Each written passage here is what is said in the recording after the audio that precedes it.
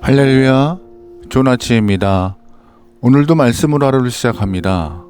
슬기로운 아침 시간 다니엘 6장 말씀입니다. 사람은 누구나 평안함을 꿈꿉니다. 걱정 없이, 염려 없이, 문제 없이 살기를 원하죠. 그래서 기도할 때도 인생에 아무런 문제가 오지 않도록, 어떠한 어려움이 없도록 기도할 때가 참 많습니다. 특별히 아이들을 위하여 기도할 때 더 간절한 것 같아요. 고생하다가 벼랑 끝에서 구원하시는 하나님보다 처음부터 어려움이 없도록 인도하시는 하나님을 더 원하고 소망합니다.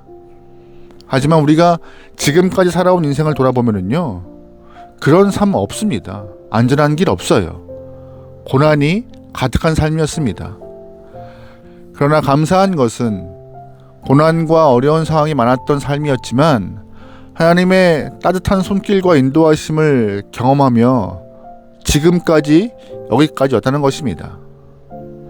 오늘 말씀에서도 고난 중에 하나님이 하나님의 백성을 지키시는 모습을 좀 볼 수 있는데요. 본문에서 다니엘은 사자굴에 들어가게 되었지만 그를 살리신 하나님의 역사를 오늘 말씀 가운데 볼 수 있습니다. 이 말씀이 무엇을 의미하는지 좀 묵상하면서 하나님 앞에서 새롭게 기도하는 법을 배울 수 있는 귀한 영혼 되면 좋을 것 같습니다. 하나님께서는 다니엘을 메대와 바사, 즉 페르시아에서도 높여주셨어요. 다리오 왕은 전국에 120도를 나누었고 각 도마다 리더들을 세우셨습니다. 다시 말해서 전국을 관리하는 리더가 120명이 되었고 그 120명을 다시금 총괄할 총리가 필요하다는 것이에요. 왕은 총리를 3명 선발했고 그 중에 한 사람이 다니엘이었습니다. 다니엘은 3명의 총리 중에서 가장 뛰어난 인물이었고요. 3절 말씀입니다. 그런데 다니엘이 다른 정승들이나 지방 장관들보다 더 우수하였으므로 왕이 그를 나라의 통치자로 임명하고자 하였다. 그러자 다른 정승들과 지방 장관들이 다니엘이 나라 일을 잘못 처리한 것을 찾아내려 하였다. 그러나 그들은 그에게서 아무런 실책이나 허물을 발견하지 못하였다. 다니엘이 임무에 충실하여 아무런 실책이나 허물이 없었기 때문이다. 아멘. 왕은 다니엘을 최고의 리더로 세우려고 했지만 정적들이 다니엘의 허물을 찾기 시작합니다. 하지만 아무리 다니엘의 잘못된 점을 찾아보려 하였지만 정적들은 그 고발할 내용을 찾지 못했어요. 왜 없을까요? 왜 고발할 내용이 없을까요? 첫 번째, 실력이 뛰어났고 두 번째, 윤리적으로 깨끗했기 때문입니다. 그래서 정적들은 못된 일을 계획하는데 다니엘이 하나님 신앙을 갖고 있는 것을 이용하여서 계략을 세워요. 다니엘의 정적들은 오랜 시간을 끌지 않았습니다. 30일 안에 다니엘을 정리하려고 해요.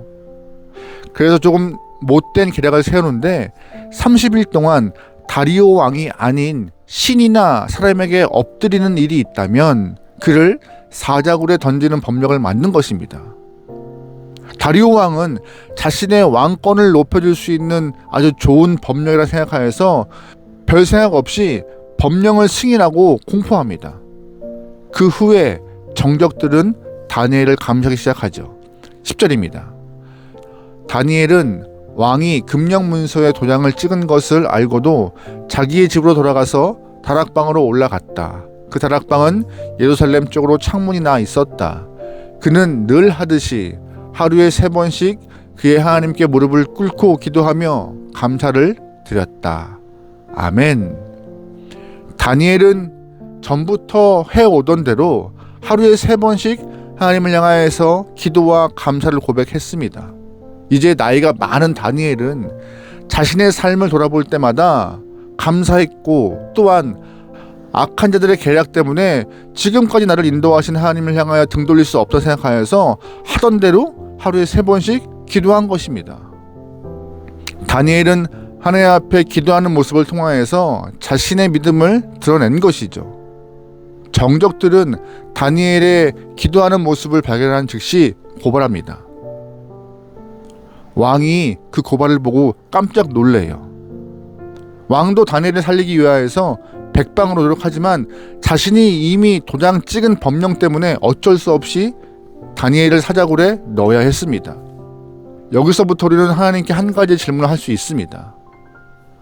하나님은 어떤 이유에서 신실하게 하나님밖에 몰랐던 다니엘을 그 사자굴에 던져지도록 그냥 놔두셨을까요? 사자굴에 들어가지 않을 수 있는 방법이 없었을까요? 처음부터 이런 일이 다니엘에게 일어나지 않도록 조치할 수 있지 않았을까요? 그래서 이러한 질문들이 계속 생길 수밖에 없어요. 이러한 질문은 다니엘 3장에서 다니엘 친구들에게도 적용할 수 있습니다. 두랍 형제 세워둔 금신상에게 절하지 않았다는 이유로 느부갓네살은 다니엘의 세 친구를 풀무불에 던졌습니다. 하나님께서는 왜 이들을 풀무불까지 들어가도록 그냥 두셨을까요? 그들은 간절한 믿음을 보였는데 풀무불에 들어가지 않도록 도우시는 것이 하나님의 권능 아니었을까요? 충분히 이러한 의문을 가질 수 있지요. 하지만 이러한 생각은 하나님을 잘 모르거나 잘못된 생각이라는 말씀을 드립니다. 왜냐하면 하나님께서 다니엘의 세 친구를 풀무불에 던진 이유나 다니엘을 사자굴 속에 들어가게 하신 이유는 진짜를 발견하기 위함이었습니다. 만약에 예를 들어서 다니엘의 세 친구들이 풀무불 앞에서 그쳤다면, 또한 만약 다니엘이 사자굴 속에 던져지지 않았다면 그들의 믿음, 진짜 믿음인지 어떻게 가릴 수가 있을까요? 만약 하나님께서 모든 성도들의 삶을 고난의 순간에 직접 피할 수 있도록 인도하셨다면 세상에는 아마 가짜 성도가 넘치지 않았을까요? 입술로만 하나님을 섬긴다 말하지만 행동으로 따르지 않는 그런 가짜가 곳곳에 많았을 것입니다.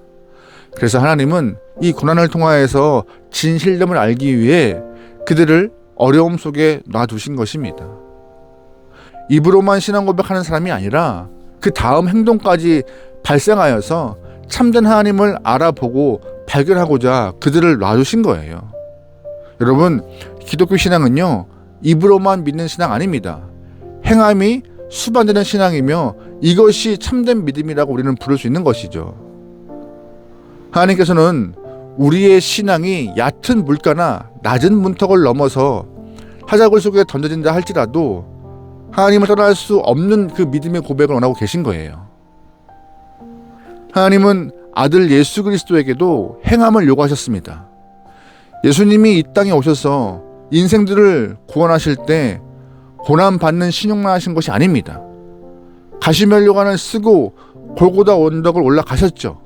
매맞고 십자가에 달리셨습니다. 손과 발에 못 박혀서 십자가에 매달렸고 허리에 창이 들어갔습니다. 그리고 십자가에서 숨이 끊어지고 운명하셨죠. 하나님께서는 아들 예수를 무덤까지 내리셨어요. 무덤에 내린 이후에 부활의 주로 건져 올리셨죠. 아들 예수를 그냥 무덤 근처에서 배회시키셨습니까? 아닙니다. 무덤까지 내려가도록 하셨고 하나님은 그 이후에 들어서 부활의 주로 우리 앞에 다시금 주의 능력과 계획을 보이셨던 것이죠. 하나님은 아들 예수에게도 하는 척 아니라 행동을 요구하셨어요. 신용만 하는 신앙이 아니라 진짜 믿음의 고백을 통하여서 행동으로 옮겨지는 신앙인의 참모습을 보이게 하신 것입니다. 오늘 우리의 삶에서도 사망의 음침한 골짜기까지 갈 때가 있습니다. 하지만 걱정할 필요가 없어요. 다윗의 고백처럼 우리의 인생이 사망의 음침한 골짜기로 간다 할지라도 해를 두려워할 필요가 없습니다. 왜냐하면 하나님의 지팡이와 막대기가 나를 안위하기 때문입니다. 우리가 진짜가 된다면 겁낼 필요가 없어요. 두려워할 필요가 없죠. 하나님께서 사자굴에서도 풀물불 속에서도 끝까지 믿음을 붙들고 변치하는 자를 구원하여서 하나님의 능력을 보이시며 그들의 삶의 인도하심을 우리는 말씀 가운데 확인할 수 있습니다. 하나님은 진짜 믿음 원하시고 계신 것이고 진짜를 알기 원하시는 것입니다. 오늘 우리가 하나님을 향한 진짜 참된 믿음을 갖고 있습니까? 상황 따라서 믿음을 포기하거나 꺾어버리거나 피하거나 신용하는 척만 하고 있지 않습니까? 삶의 어려움은 우리의 진짜 믿음의 진위를 살펴보기 위한 방편일 수도 있사오니 여러분 어디서나 믿음 흔들리지 않고 믿음 안에서 주를 증거하며 자랑하며 신실한 모습의 삶을 살아낼 수 있길 소망합니다. 하나님이 인도하실 것입니다. 믿음 지키는 자에게 하나님은 손을 뻗어 그들을 건지실 것입니다.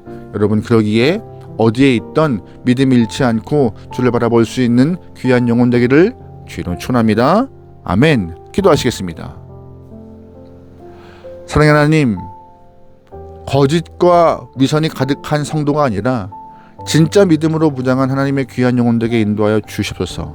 믿음의 영혼 되어 하나님과 함께하며 행복하고 믿음의 영혼 되어 하나님을 사랑하는 것이 내 삶의 큰 위로이며 진짜 성도가 되어 말씀으로 행복을 경험할 수 있는 하나님의 귀한 영혼 되게 인도하여 주시옵소서. 오늘 하루도 맡겨오며 예수님의 이름으로 기도합니다. 아멘.